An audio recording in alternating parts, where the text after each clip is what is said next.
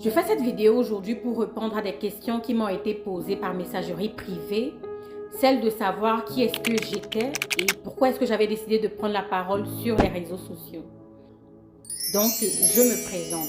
Je m'appelle Danielle, je suis une jeune femme d'origine camerounaise ayant émigré au Canada, ça fait déjà 6 ans.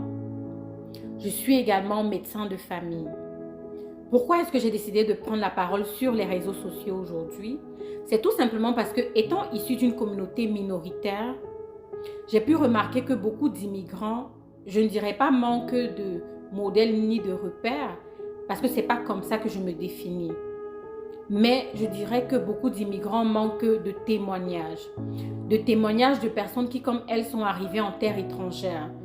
Parce que oui, même si aujourd'hui le Canada c'est ma terre de cœur, c'est ma nouvelle patrie, c'est ma terre d'attache, il y a quelques années en arrière, tout m'était étranger dans ce pays.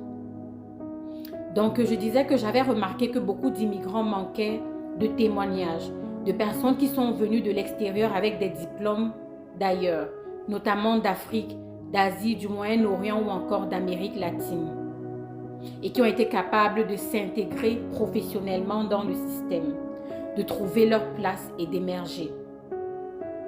Vous savez, quelques années en arrière, quand je suis arrivée au Canada, on m'avait dit que les médecins ici faisaient du taxi, travaillaient au McDo. On m'a encouragé à faire des soins infirmiers. On m'a encouragé à faire une formation en santé publique. Mais moi, j'avais ma vision. Bien que tout concourait à me faire réorienter ma carrière, j'avais ma vision. Donc, pourquoi est-ce que j'ai décidé de créer ma page? Tout simplement pour casser des codes, pour déconstruire des mythes et des pensées limitantes qui empêchent à certaines personnes de vivre leurs rêves et de poursuivre leurs passions.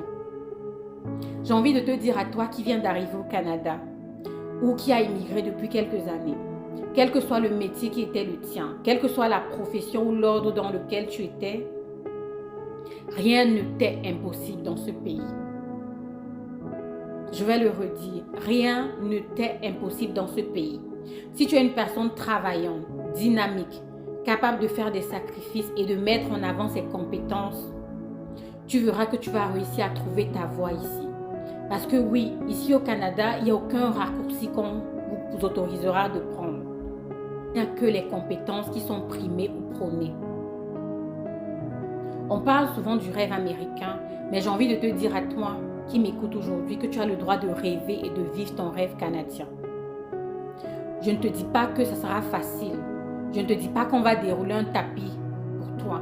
Je ne te dis pas qu'on te fera une faveur, parce que tel ne sera pas le cas. Mais je dis tout simplement que si tu es quelqu'un qui est prêt à mettre des gants et à aller sur le ring,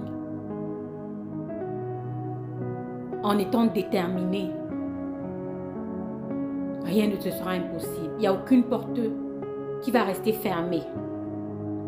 Suis ta vision et persévère.